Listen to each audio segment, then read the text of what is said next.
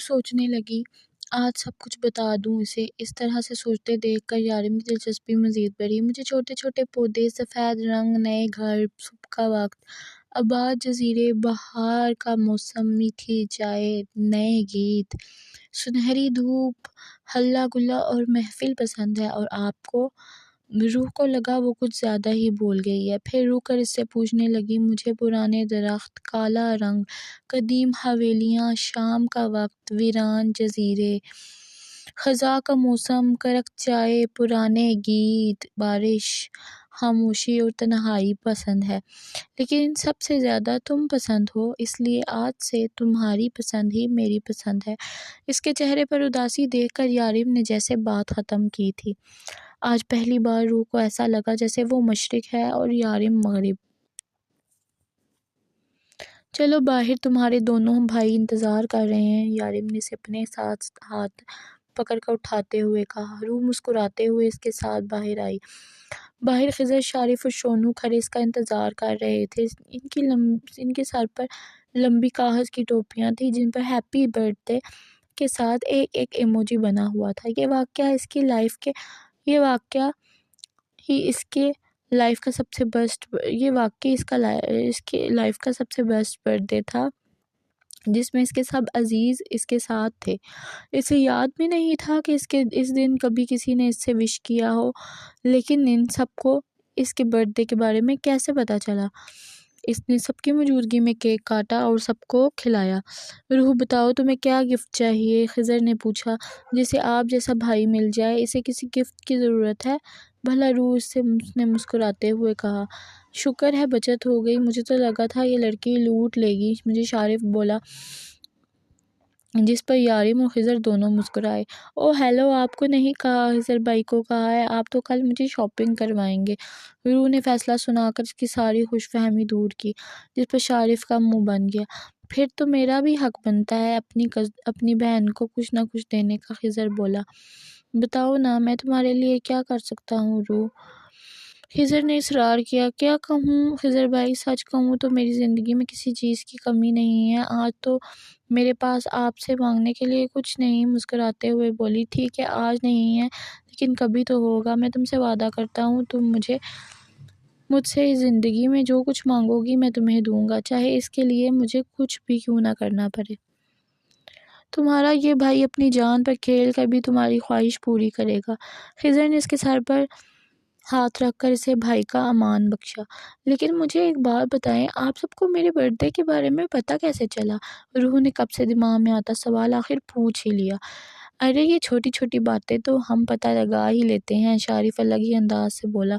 روح، جس دن تمہارا اصلی آئی ڈی کارڈ بنا تھا اس دن پتہ چلا تھا، خضر نے دانت دکھاتے ہوئے شارف کی طرف اشارہ کر کے بتایا، جبکہ شارف نے اسے کھا جانے والی نظروں سے دیکھا۔ یارم آج سارا دن اس کے ساتھ تھا، ہر ممکن طریقے سے اسے خوش رکھنے کی کوشش کر رہا تھا۔ آج اس نے بہت ٹائم تک فاطمہ بی بی سے بات کی تھی اور یارم نے کچھ کہا بھی نہیں، جبکہ وہ فون نمبر والی فائل یارم اپنے آفس لے گیا تھا، جس کی وجہ سے وہ اپنی ماں سے بات نہیں کر پائی۔ آج یارم نے اسے شونو کے ساتھ کھیلنے سے بھی نہیں روکا تھا، وہ باہر شونو کے ساتھ کھیل رہی تھی جبکہ یارم اندر اس کے لیے کچھ بنا رہا تھا۔ آج یارم نے اسے شونو کے ساتھ کھیلنے سے بھی نہیں روکا، وہ باہر شونو کے ساتھ کھیل رہی تھی جبکہ یارم اندر اس کے لیے کچھ بنا رہا تھا۔ یہ گھر کافی بڑا تھا جس کا ایک کمرہ بند تھا۔ یارم، اس کمرے میں کون ہے؟ اس نے بند کمرے کی طرف اشارہ کرتے ہوئے کہا۔ تمہاری سوتن ملو گی اس سے، یارم نے شرارتی انداز میں بولا۔ ملوں گی نہیں، سر سے پکڑ کر گھر سے باہر نکالوں گی، روح ناک پھلا کر بولی۔ ہائے میری معصوم بیوی کی معصوم دھمکیاں۔ وہ اس کا گال چومتے ہوئے واپس کچن کی طرف گیا جہاں وہ اس کے لیے اسپیشل کچھ بنا رہا تھا۔ بیبی تم دروازہ اندر سے بند کر لو، میں کچھ سامان لے کر 10 منٹ میں واپس آیا، پھر آج کی شام میں تمہارے لیے اسپیشل بناؤں گا اور رات کو تم میری بنا دینا۔ وہ اس کی طرف جھک کر جو میں نے بولا۔ یارم اب بالکل اچھے نہیں ہیں، وہ پیر پٹکتے اس کے پیچھے دروازہ بند کرنے آئی جبکہ یارم اپنے ڈمپل کی نمائش کرتا آگے بڑھا۔ اپنے کہے کے مطابق 10 منٹ کے بعد وہ گھر پر تھا، گھر کا دروازہ پورا کھلا تھا۔ یارم کو کچھ گڑبڑ کا احساس ہوتے ہی وہ تیزی سے گھر کے اندر آیا۔ شونو زمین پر زخمی حالت میں پڑا تھا جبکہ روح کہیں نہیں تھی۔ اس کو جو ڈر تھا وہی ہوا۔ دادا نے اسے نہیں بلکہ روح کو اپنا نشانہ بنایا تھا۔ اس نے اپنے غصے کو کنٹرول کرتے ہوئے اپنے آپ کو سنبھالا اور جلدی سے خضر کو فون کیا اور اسے سب بتایا۔ یہ تم نے ٹھیک نہیں کیا، بہت بڑی غلطی کی ہے۔ تم نے ڈیول کی کمزوری پر ہاتھ ڈالنے کی کوشش کی۔ کاش اس سے پہلے تم اپنا انجام سوچ لیتے۔ تمہیں اتنا تو پتہ ہوتا کہ ڈیول دوسروں کی عزت پر ہاتھ ڈالنے والے کو کبھی معاف نہیں کرتا، اور تمہاری نگاہوں نے ڈیول کی عزت کی طرف دیکھنے کی گستاخی کی ہے۔ پہلا بار تم نے کیا ہے تو زخم سہنے کو بھی تیار رہو۔ خضر اور شارف اس کے گھر پہنچ چکے تھے۔ تم لوگوں کے پاس صرف 15 منٹ، مجھے میری روح چاہیے۔ وہ کہاں تھی وہ خود بھی نہیں جانتی تھی۔ بس ایک اندھیرا گراج نما کمرہ تھا اور اندھیرے سے تو وہ بچپن سے ہی ڈرتی تھی۔ وہ لوگ کون تھے اور کیوں انہوں نے اسے تھپڑ مارے، اور شونو کتنی بے رحمی سے ان لوگوں نے شونو پر ہتھیار سے وار کیا۔ وہ بیچارہ تو بس اپنی دوست کو بچانے کی کوشش کر رہا تھا۔ آج پہلی بار اسے احساس ہوا کہ یارم ٹھیک کہتا تھا۔ شونو جس نسل کا کتا تھا وہ واقعی بہت خطرناک اور چالاک تھی۔ یا اللہ میرا شونو ٹھیک ہو، اس نے بے اختیار دعا مانگی۔ وہ اس وقت ایک اندھیرے کمرے میں بند تھی۔ وہ لوگ اسے یہاں کیوں لائے تھے؟ یقیناً یارم کے دشمن تھے جو اسے پھنسانا چاہتے تھے۔ کیا یارم کو پتہ چل گیا ہوگا کہ وہ لوگ ہی مجھے یہاں لے آئے ہیں؟ یا اللہ میری عزت کے محافظ آپ ہو، پلیز میرے یارم کو یہاں بھیج دو۔ وہ سسکتے ہوئے دعا مانگ رہی تھی۔ وہ تینوں تیزی سے وکرم کے اڈے میں آئے تھے جہاں وہ سب چھوٹے بڑے گنڈوں کو اپنے ساتھ ملائے کھڑا تھا۔ اسے دیکھتے ہی یارم کا خون کھول اٹھا۔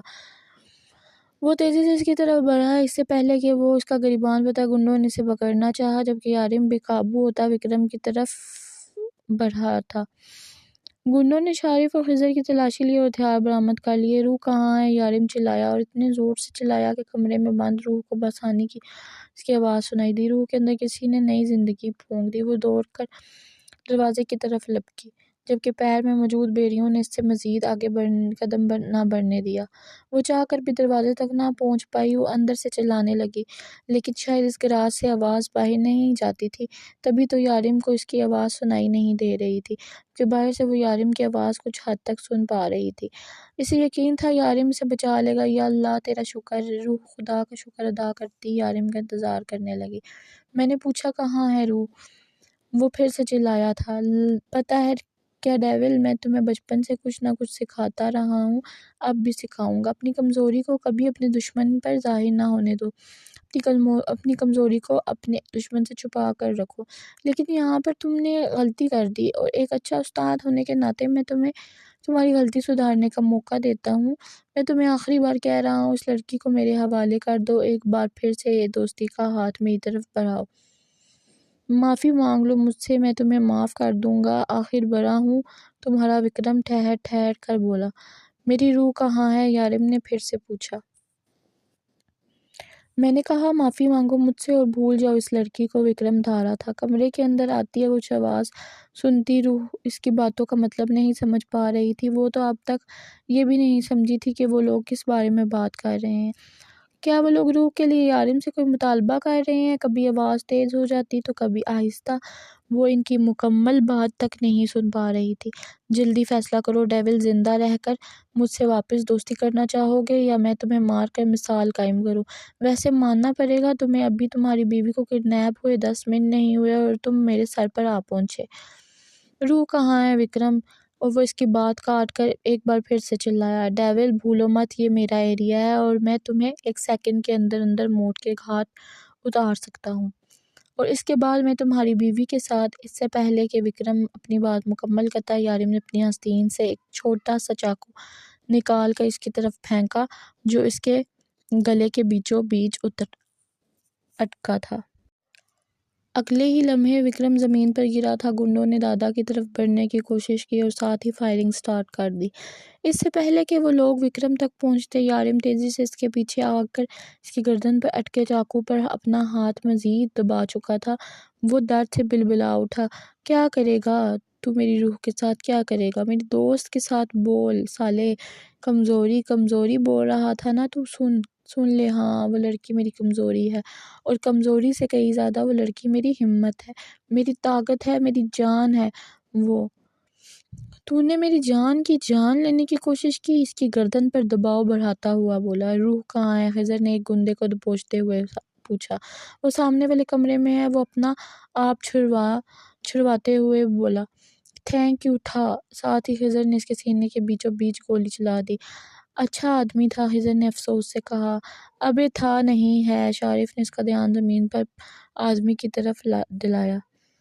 تھا، خضر نے ایک بار پھر سے گن لوڈ کی اور اسے 2 گولیاں اور مار دی۔ اب تو تھا نا، اس نے شارف سے کنفرم کرنا چاہا۔ شارف نے ایک نظر زمین پر پڑی آدمی پر ڈالی اور پھر احسان کرنے والے انداز میں کہا ہوں، اور ساتھ ہی پھرتی سے سامنے کھڑے آدمی کو لات مار کر زمین پر گرا دیا۔ ایک ایک کر کے سارے ہی گنڈے اب زمین پر پڑے تھے، کچھ ڈیول سے اپنے کیے کی معافی مانگ رہے تھے اور کچھ خونخوار نظروں سے اس کی طرف دیکھ رہے تھے۔ شارف دادا ہمارے مہمان ہیں، ہمیں ان کی مہمان نوازی کرنی چاہیے، انہیں مہمان بنا کر ہمارے قید خانے میں شان و شوکت سے رکھو۔ یارم نے شارف کو مخاطب کرتے ہوئے کہا۔ بے فکر رہو ڈیول، دادا کی خدمت میں کوئی کمی نہیں ہوگی، شارف بولا۔ میں روح کو نکالتا ہوں، خضر سوچتے ہوئے اس کمرے میں کی طرف بڑھا۔ شارف تم دادا کو سنبھالو اور یہاں سے نکلو۔ یارم نے ایک جھٹکے سے دادا کو اس کی طرف کیا جو ابھی تک درد سے بلبلا رہا تھا، خون سے پوری قمیض لال ہو چکی تھی۔ چلیں دادا، آپ کی خدمت کرتے ہیں، شارف نے اس کے دونوں ہاتھ باندھ اور آگے کی طرف دھکا دیا، جبکہ یارم نے اپنے کندھے کے زخم سے قمیض الگ کی۔ زخم اتنا گہرا تھا کہ اسے فوراً فرسٹ ایڈ کی ضرورت تھی، لیکن اس واقعے سے روح سے زیادہ امپورٹنٹ اور کچھ نہیں تھا۔ وہ خضر کے پیچھے دروازے کی طرف بڑھا جب پیچھے سے کسی نے اپنے شکنجے میں جکڑا۔ خضر تیزی سے دروازہ کھول کر اس کی طرف آیا، کمرے میں روشنی سے اس کی آنکھیں چنچنائیں۔ خضر تیزی سے اس کے قریب آیا اور اس کے پاس بیٹھا۔ تم ٹھیک ہو روح؟ خضر اس کے قریب بیٹھ کر پوچھنے لگا۔ بھائی اپنے قریب اپنا دیکھ کر وہ سسک اٹھی، وہ اپنے اپنوں کے پاس پہنچ چکی تھی۔ روح بے اختیار اس کے سینے سے لگ کر پھوٹ پھوٹ کر رونے لگی۔ کچھ نہیں ہوا میری گڑیا، سب کچھ ٹھیک ہے، ہم آ گئے ہیں نا، تم بالکل ٹھیک ہو۔ وہ اسے اپنے ساتھ پیار سے لگائے بہلانے کی کوشش کر رہا تھا۔ اس سے پہلے کہ وہ اسے اپنے ساتھ اٹھاتا، نظر اس کے پیر پر پڑی۔ روح تمہیں کتنا بڑا زخم آیا ہے، چابی کہاں ہے؟ اس نے بیڑیوں کو کھینچنے کی کوشش کی۔ درد ہو رہا ہے، سو سو کرتے بولی۔ خضر کو اتنی کیوٹ لگی کہ وہ بمشکل اپنی ہنسی دبا کر اٹھا۔ میں چابی ڈھونڈ کے لاتا ہوں، جلدی آئے گا بھائی، روح نے اس سے جاتے ہوئے دیکھ کر بولا۔ بس گڑیا میں ابھی آیا، بس 2 منٹ میں چابی ڈھونڈ کے لاتا ہوں۔ 19 سال بعد اس نے کسی کو گڑیا کہہ کر پکارا تھا۔ باہر نکل کر آگے پیچھے ہر طرف چابی ڈھونڈنے لگا۔ روح خضر کا انتظار کر رہی تھی، وہ اب اپنے آپ کو سنبھالتی بڑی مشکل سے کھڑی ہوئی۔ وہ بیڑیاں گھسیٹتے دروازے کے قریب آنے کی کوشش کرنے لگی، لیکن یہاں پر اس نے جو منظر دیکھا، اس نے روح کا بھروسہ نہیں بلکہ روح کو توڑ کر رکھ دیا۔ بالکل سامنے اس کا یارم کسی کو تو گولیوں سے چھلنی کر چکا تھا۔ ہاں وہ یارم ہی تھا، اس کا یارم۔ روح بے یقینی سے سامنے یارم کو دیکھ رہی تھی، شاید وہ بھی اسے دیکھ چکا تھا۔ وہ تیزی سے اس کی طرف آ رہا تھا، روح کی سانس رکنے لگی۔ یارم اس کے بے حد قریب آ چکا تھا، وہ تیزی سے اس کے قریب آیا۔ تم ٹھیک تو ہو؟ وہ اس کے قریب کھڑا اس سے پوچھ رہا تھا، جبکہ وہ اس کے چہرے میں اپنے یارم کو ڈھونڈنے کی کوشش کر رہی تھی۔ کون تھا یہ شخص؟ اس کا یارم تو نہیں تھا، یہ تو کوئی اور تھا۔ وہ ضرور کوئی برا خواب دیکھ رہی تھی، اس کا یارم ایسا تو نہیں تھا، یہ تو کوئی حیوان تھا جس کے لیے کسی کی جان لینا کوئی بڑی بات نہیں تھی۔ بے دردی سے وہ لوگوں کی جان لے رہا تھا۔ وہ اس کا یارم نہیں تھا۔ یارم روح کو چوٹ لگی ہے، بہت زیادہ گری ہوئی ہے۔ خضر چابی لے کر آیا۔ ڈیول کو بہت چوٹ لگی ہے، پیر بری طرح سے زخمی ہے۔ یارم کے کندھے سے خون نکل رہا تھا، جبکہ خضر کے ہاتھ سے بھی پانی کی طرح خون بہہ رہا تھا، لیکن شاید یہ لوگ درد نامی چیز سے ناواقف تھے۔ سارم کا ایک ایک لفظ سچ تھا، اس کا ایک ایک حرف سچ ثابت ہوا تھا۔ یارم انسان نہیں بلکہ حیوان ہے، ڈیول شیطانوں کا بادشاہ۔ خضر نے چابی کی مدد سے بیڑیاں کھول دی۔ زخم بہت گہرا نہیں تھا، لیکن یارم بہت احتیاط سے اس کا پیر دیکھ رہا تھا۔ روح ہم سب سے پہلے اسپتال ڈاکٹر کے پاس جائیں گے، تمہیں بہت چوٹ لگی ہے، اس نے روح کو مخاطب کرتے ہوئے کہا۔ وہ کب سے اس کے چہرے پر دیکھنے سے گریز کر رہا تھا، کیونکہ یارم نے اس کے چہرے پر اپنے لیے بے یقینی دیکھی تھی۔ اس کے چہرے کی بے اعتباری دیکھ کر اس کو دوبارہ دیکھنے کی یارم اپنے اندر ہمت پیدا نہیں کر پایا۔ یارم کو کچھ گڑبڑ ہونے کا اندازہ تھا لیکن فی الحال اسے اگنور کر گیا۔ اس نے کب اسے اٹھایا اور کب لا کر گاڑی میں بٹھایا اسے ہوش نہ تھا۔ ہوش تھا تو بس اتنا کہ یارم نے اس کا یقین توڑا ہے۔ گاڑی اسپتال کے سامنے آ کر رکی۔ یارم یہاں بھی احتیاط سے اسے اٹھا کر اندر لایا۔ وہ سارے راستے ایک لفظ نہ بولی، پر اس کے ہاتھ پیر بری طرح سے کانپ رہے تھے۔ خضر اور یارم نے بھی کوئی بات کرنے کی کوشش نہ کی۔ خضر پریشان تھا کیونکہ جب روح کے سامنے آیا تھا تو وہ اس سے بات کر رہی تھی، پھر اچانک نہ جانے روح کو کیا ہو گیا، اس سے بھی منہ پھیر گئی۔ ڈاکٹر نے اس کے پیر کی پٹی کی۔ یارم کو اس کی خاموشی بہت ڈسٹرب کر رہی تھی، اس لیے یارم نے ڈاکٹر کو اس کا مکمل چیک اپ کروانے کے لیے کہا۔ اس کے بعد ڈاکٹر نے اسے ذہنی دباؤ کا شکار بتایا۔ ڈاکٹر کے مطابق وہ فی الحال کچھ بھی سوچنے سمجھنے کی صلاحیت نہیں رکھتی تھی۔ ڈاکٹر نے اسے مشورہ کر کے روح کو نیند کا انجیکشن دے دیا تھا کہ وہ پرسکون ہو جائے۔ وہ جب اسے گھر لے کر آیا تو وہ سو چکی تھی۔ وہ اسے احتیاط سے اٹھا کر اپنے بیڈ میں لایا۔ وکرم، میں تمہیں کبھی معاف نہیں کروں گا، تمہیں اس کی بہت بھاری قیمت چکانی ہوگی۔ وہ روح کے بالوں میں انگلیاں چلاتا وکرم سے مخاطب تھا۔ 26 منٹ آج روح اس سے دور ہوئی تھی۔ 26 منٹ میں یارم اس تک پہنچ گیا تھا، لیکن 26 منٹ میں اس نے اپنا بہت کچھ گنوا دیا تھا۔ روح کا یقین، روح کی محبت، روح پر اپنا حق کو اس کی حالت دیکھ کر سمجھ چکا تھا کہ وہ کتنا اور کس حد تک جان چکی ہے۔ وہ اس کی نظروں کو جتنا چاہے اگنور کرے، لیکن سچ یہ تھا کہ ایک بار اس کی آنکھوں میں اپنے لیے بے اعتباری دیکھ کر وہ دوبارہ اس کی طرف دیکھنے کی بھی ہمت نہ کر پایا۔ اتنا سب کچھ ہو گیا اور تم نے مجھے بتایا تک نہیں۔ میں اپنے گھر پر تھی، خضر کسی دوسرے ملک نہیں چلی گئی تھی۔ روح کیسی ہے؟ لیلا نے پریشانی سے پوچھا، کیونکہ وہ جانتی تھی کہ روح یارم کے لیے بہت اہمیت رکھتی ہے۔ یارم اس کے لیے کچھ بھی کر سکتا ہے۔ مجھے نہیں پتا، مجھے بس اتنا پتا ہے کہ اسے کچھ نہ کچھ تو پتا چل چکا ہے، تم سوچ بھی نہیں سکتی لیلا، اس نے کس طرح سے اپنا ہاتھ اسپتال میں میرے ہاتھ سے چھڑوایا تھا۔ وہ ان لوگوں سے نہیں بلکہ ہم لوگوں سے بھی ڈری ہوئی تھی۔ وہ ہمیں کتنی بے یقینی سے دیکھ رہی تھی، تم اندازہ بھی نہیں لگا سکتی۔ وہ ڈر سے کانپ رہی تھی لیلا، خضر نے پریشانی سے کہا۔ اب کیا وہ یارم کے ساتھ ہے؟ میرا مطلب ہے اس بارے میں روح نے ایسی کوئی بات کی ہے کہ وہ سب کچھ جان چکی ہے؟ لیلا نے پوچھا۔ مجھے نہیں پتا، مجھے کچھ نہیں پتا چلا، مجھے کچھ سمجھ نہیں آ رہا، میں بہت پریشان ہوں لیلا۔ تم پریشان مت ہو خضر، میں ہوں نا تمہارے ساتھ۔ لیلا نے اس کے ہاتھ پر اپنا ہاتھ رکھا۔ لیلا، مجھے بہت سالوں کے بعد یہ رشتہ ملا ہے، میں اپنی بہن کو کھونا نہیں چاہتا، خضر نے بے بسی سے کہا۔ ایک آدمی زمین پر پڑا تڑپ رہا تھا۔ یارم نے اسے گولی مار دی، وہ چلایا درد کی شدت سے، موت کے خوف سے، لیکن سامنے کھڑے شخص کو اس پر ترس نہیں آیا۔ اس کی چیخوں پر اگنور کرتا ایک اور گولی اس کے سینے کے آر پار کر گیا۔ ایک آخری چیخ کے ساتھ وہ شخص اپنا دم توڑ گیا۔ اس کی آنکھ کھل گئی، وہ بے یقینی سے اپنے دائیں بائیں دیکھنے لگی۔ وہ اس وقت اس جگہ پر نہیں تھی، وہ تو اپنے کمرے میں تھی۔ یارم اس کی بالکل قریب تھا۔ یارم نے اسے اپنی باہوں میں قید کر رکھا تھا۔ وہ نیند میں تھا۔ دن کا منظر کسی فلم کی طرح اس کی آنکھوں کے سامنے چل رہا تھا۔ کل رات وہ کتنی خوش تھی، اس کی سالگرہ تھی کل۔ یارم اسے بہت بڑا سرپرائز۔ یارم اس کے بالکل قریب تھا۔ یارم نے اسے اپنی باہوں کے احاطے میں قید کر رکھا تھا۔ وہ نیند میں تھا۔ دن کا منظر کسی فلم کی طرح اس کی آنکھوں کے سامنے چل رہا تھا۔ کل رات وہ کتنی خوش تھی، اس کی سالگرہ تھی کل۔ یارم اسے بہت بڑا سرپرائز دینے والا تھا۔ ہاں، سرپرائز دیا تھا۔ یارم نے اسے اپنا اصل چہرہ دکھا کے۔ روح کو کمرے میں گھٹن ہونے لگی تھی۔ اس نے اپنے آپ کو یارم کی باہوں سے آزاد کیا اور اٹھ کر باہر چلی آئی۔ اس کا شوہر ایک درندہ تھا، معصوم لوگوں کی جان لینے والا ایک درندہ۔ یارم کی باتیں ایک بار پھر سے اسے یاد آنے لگی۔ اس کا دل چاہا کہ وہ پھوٹ پھوٹ کر روئے۔ اس شخص کا گریبان پکڑ کر پوچھ کر اس کا کون سا چہرہ اصل ہے؟ روح نے محبت کی تھی یا وہ آج سے بے روح دکھا یا تھا؟ اگر وہ ایسا تھا تو کیوں اسے دھوکے میں رکھا؟ اس کے ساتھ ایسا کیوں کیا؟ خضر، شارف، لیلا سب ایک جیسے تھے۔ روح انجانے میں انسانی روپ میں کھیلنے والے بھیڑیوں کے بیچ میں تھی، لیکن وہ ان لوگوں کے ساتھ نہیں رہ سکتی تھی۔ وہ کیسے ایک قاتل کے ساتھ اس کی بیوی بن کے رہ سکتی تھی؟ وہ کیسے ان لوگوں کے بیچ رہے گی، مجھے یہاں سے نکلنا ہوگا، مجھے اپنے گھر جانا ہے۔ وہ لوگ جیسے بھی تھے کم از کم قاتل تو نہیں تھے۔ مجھے سارم کو بتانا چاہیے، وہ میری مدد ضرور کرے گا، وہ مجھے میرے گھر پہنچانے میں میری مدد ضرور کرے گا، وہ مجھے میرے گھر واپس جانا ہے۔ روح نے سوچا۔ وہ کمرے میں آئی۔ اوہ یارم اب تک آرام سے سو رہا تھا۔ کیسے کسی کی جان لے کر کوئی شخص کیسے سکون سے سو سکتا تھا؟ کیا اسے خوف خدا نہیں تھا؟ کیا اس نے اللہ کے سامنے حساب نہیں دینا تھا؟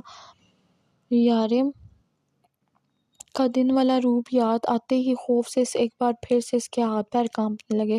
وہ ہمت باندھ کر بیڈ کے قریب آئی اور یارم کا فون اٹھایا، جہاں پاسورڈ اس کا نام تھا۔ کیا اس شخص کی پہچان؟ اس کا پیار بھی جھوٹا تھا؟ اس کی آنکھوں سے آنسو رکنے کا نام نہیں لے رہے تھے۔ اس نے جلدی سے اپنا فون اٹھایا اور یارم کے فون سے اپنے فون میں سارم کا نمبر سیو کیا اور فون واپس وہیں پر رکھ دیا جہاں سے اٹھایا تھا۔ وہ اپنا فون اٹھا کر باہر لائی اور سارم کے نمبر پر کال کی، لیکن نمبر لگ ہی نہیں رہا تھا۔ بار بار کوشش کے باوجود بھی نمبر نہیں لگ رہا تھا۔ بار بار فون پر ایک میسج آتا، "You can only call this number"۔ بار بار یارم کس نمبر سامنے آ جاتا۔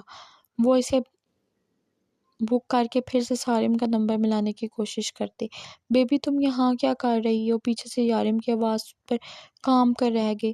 "تم یہاں کیا کر رہی ہو روح؟" وہ اس کے پیچھے کھڑا پوچھ رہا تھا، جبکہ اس کے ہاتھ میں موبائل فون وہ دیکھ چکا تھا۔ "اچھا فاطمہ بی بی سے بات کر رہی تھی۔"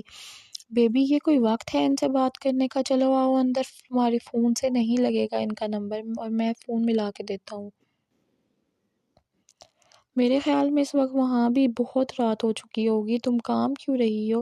تمہیں ٹھنڈ لگ رہی ہے؟ چلو آؤ، تمہیں ریسٹ کرنے کی ضرورت ہے۔" وہ اس کا ہاتھ پکڑے اندر کی طرف آنے لگا۔ روح کا سارا وجود ڈر سے کانپ رہا تھا، لیکن پھر بھی وہ اگنور کرنے کی بھرپور کوشش کر رہی تھی۔ روح نے بمشکل اپنا آپ چھڑوانے کی کوشش کی مگر ناکام۔ "بیبی تم اس طرح سے کانپ کیوں رہی ہو؟ مجھے تمہاری طبیعت زیادہ خراب لگ رہی ہے۔ تم کچھ کھا لو، تم نے صبح سے کچھ بھی نہیں کھایا۔ روح بے جان وجود کو اس کے ساتھ گھسیٹتی جا رہی تھی۔ "تم پلیز کچھ کھا لو، اس طرح سے تم مزید بیمار ہو جاؤ گی۔" وہ فکر مندی سے کہتا اسے کچن کی طرف لے جانے لگا۔ "بھوک نہیں ہے مجھے۔" وہ اپنا ہاتھ چھڑا کر اس سے فاصلے پر ہوئی۔ اس کی آواز میں کپکپاہٹ تھی۔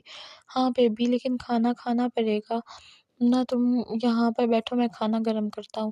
وہ اسے زبردستی چیئر پر بٹھا کر کھانا گرم کرنے لگا۔ "آج کی شام میں بہت اسپیشل بنانا چاہتا تھا، لیکن آپ فکر نہ کریں، آج کی شام جو سرپرائز آپ نے مجھے دیا ہے وہ ساری زندگی یاد رکھوں گی۔" روح نے اس کی بات کاٹ کر اسے شرم دلانے کی کوشش کی۔ چہرہ ضبط سے سرخ ہو رہا تھا، آواز میں واضح کپکپاہٹ تھی۔ یارم نے اس کی بات سن کر ایک نظر اسے دیکھا اور پھر کھانا لا کر اس کے سامنے رکھا۔ "بیبی یہ صرف تمہاری غلط فہمی ہے اور کچھ نہیں، تم سے پھر سے جھوٹ بولا گیا ہے اور تم یقین"۔ "میں نے اپنی آنکھوں سے دیکھا ہے سید یارم کاظمی۔" وہ ٹیبل پر ہاتھ مار کر اٹھتی چلا کر بولی۔ اس کے اس طرح سے کہنے پر نہ جانے کیوں یارم مسکرا دیا، پھر کافی دیر اس کے چہرے کے تاثرات دیکھتا رہا اور پھر ٹھہر ٹھہر کر بولا، "روح تم جانتی ہو نا آئی لو یو"۔ اور وہ اس کی آنکھوں میں دیکھتا نہ جانے اسے کیا کہنا چاہتا تھا۔ "تم جانتی ہو نا میں تم سے کتنا پیار کرتا ہوں"۔ اور روح کے قریب آ کر کھڑا ہوا۔ روح نے اس کی بات پر سر جھٹکا۔ "روح تم نے سب کچھ اپنی آنکھوں سے دیکھا ہے، اس شخص کو مارتے ہوئے تم نے دیکھا ہے، مجھے تو یہ بھی جانتی ہوگی کہ میں نے اسے کیوں مارا۔ وہ تمہیں اٹھا کر لے گئے تھے، تمہیں مارنا چاہتے تھے روح صرف۔ میری موت میرے اللہ کے ہاتھ میں، آپ ہوتے کون ہیں کسی کی زندگی کا فیصلہ کرنے والے"۔ روح کی آنکھوں میں سے آنسو چھلک پڑے۔ یارم نے ایک نظر گھور کر اسے دیکھا۔ "مجھے اتنی اونچی آواز پسند نہیں ہے روح، لیکن تم سے پیار کرتا ہوں اس لیے برداشت کر رہا ہوں، ورنہ ابھی تک تم نے میری درندگی کی ایک جھلک بھی نہیں دیکھی اور تمہیں میں دکھانا بھی نہیں چاہتا، سو مجھے مجبور مت کرو۔ اور ایک بات یاد رکھو، تم میری کمزوری ہو اور ہماری دنیا میں اپنی کمزوریوں کو جڑ سے اکھاڑ کر پھینک دیا جاتا ہے، اور میں ایسا کرنے سے پہلے نہیں ہٹوں گا۔" اور ایک ایک لفظ چبا چبا کر بولا۔ مطلب وہ اس کے سامنے شرمندہ نہیں تھا، اسے کوئی فرق نہیں پڑتا تھا کہ اس نے روح کو اتنے وقت سے دھوکے میں رکھا تھا۔ روح کی جان لینا بھی اس کے لیے بہت مشکل نہ تھا۔ روح کا ڈر مزید بڑھ چکا تھا۔ وہ بے یقینی سے یارم کے چہرے کی طرف دیکھ رہی تھی جو اسے بے خبر کھانے کا نوالہ بنا رہا تھا۔ روح کھانا کھاؤ، اس بارے میں بات نہیں کریں گے۔ تم نے صبح سے کچھ نہیں کھایا۔ یارم اپنا لہجہ نارمل بناتا کھانے کا نوالہ اس کی طرف لے جانے لگا۔ وہ اب بھی بے یقینی سے اس کے چہرے کی طرف دیکھ رہی تھی۔ یارم نے نوالہ بالکل اس کے لبوں کے قریب رکھا۔ روح سب کچھ ٹھیک ہے، کچھ نہیں ہوا، آج جو کچھ ہوا تم سب کچھ بھول جاؤ، سب کچھ پہلے جیسا ہے۔ نہ تم کچھ جانتی ہو اور نہ ہی کچھ جاننا چاہتی ہو۔ چلو اب کھانا کھاؤ، میں سختی نہیں کرنا چاہتا۔ وہ سخت نگاہوں سے گھورتے ہوئے بولا اور زبردستی کھانے کا نوالہ اس کے منہ میں ڈال دیا۔